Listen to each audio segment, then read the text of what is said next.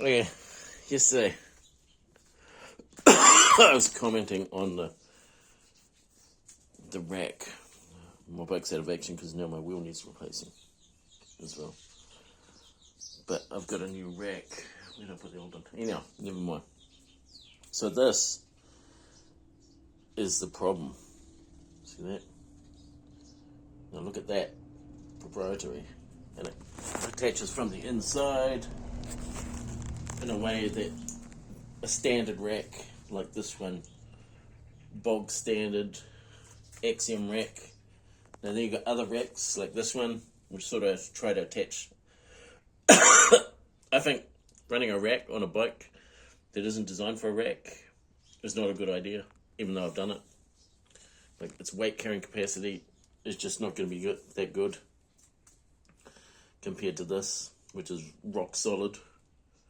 Rock solid, never do any damage to the frame. Yeah, it's got the frame. Okay, so what's my point? The point is that if you buy an e-bike, one of the things you should look for is the rack. Now,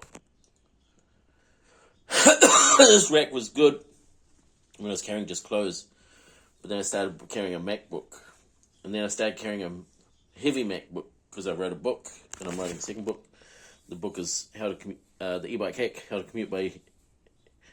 to save money commuting by e-bike. Well, one way of saving money by commuting by e-bike, is to start with not a pre-made bike. I really like this bike. It's a really cool bike. It's my second one, exactly the same. But I wouldn't buy it again. And when I want my wife to get a bike to commute. And so here's the bike I wanted to get, and the bike I would recommend. You need to start with a mountain bike, reasonably priced mountain bike, aluminium frame, something like a giant talon, and it has to have eyelets. Eyelets for racks. That's the most important feature, right? Standard mountain bike. And then because the cycling industry are always trying to take money off you, and they're big on proprietary parts, and they're also their proprietary parts and planned obsolescence, and a standard off-the-shelf, reasonably priced giant talon or something like that, or a Trek, or specialised hardtail, aluminium frame, and I get rid of the suspension. And the fork I would get, consult your bike shop. They're pretty reasonably priced because you want to get the right fork. The fork I would get would be a Surly fork.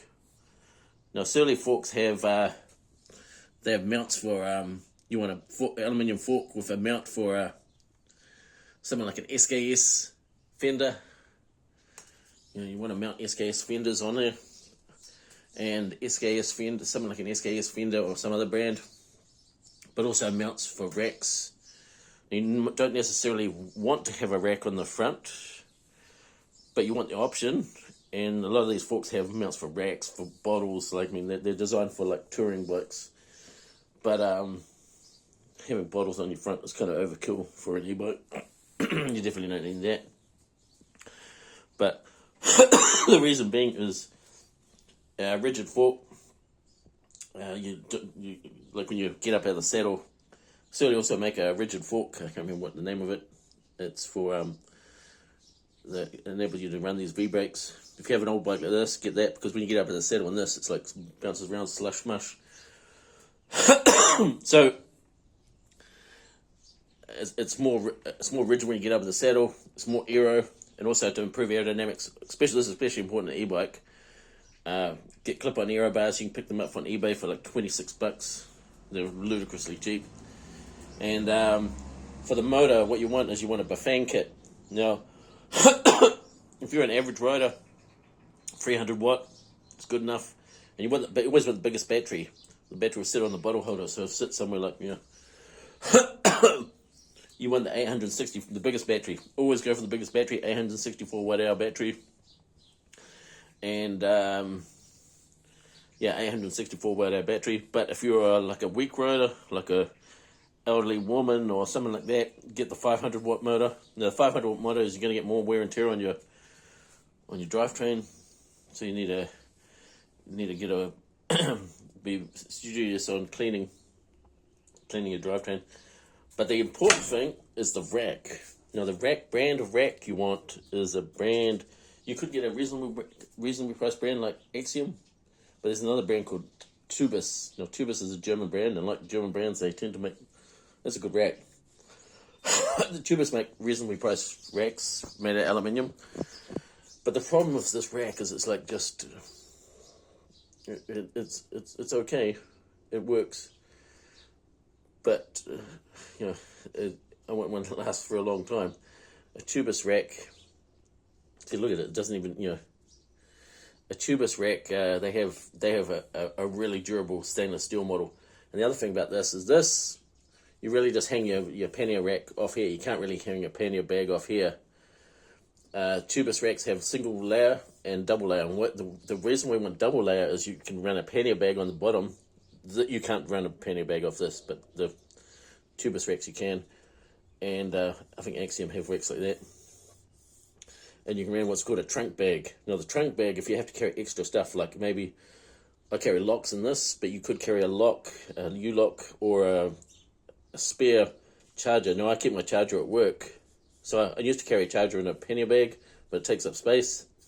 So you could carry, say, a lock, a jacket, and a charger in your on top, and a pannier rack on the side. But they have a stainless steel rack. Now, that's more expensive. Instead of being like about 100, 150, it's about 250. That's Australian dollars, so it's about 300 New Zealand. I mean, then they got two racks above that. A single rail, real super light titanium one, and a double rail titanium rack. I can't remember what they're called. But the stainless steel ones and the titanium ones are just insanely durable.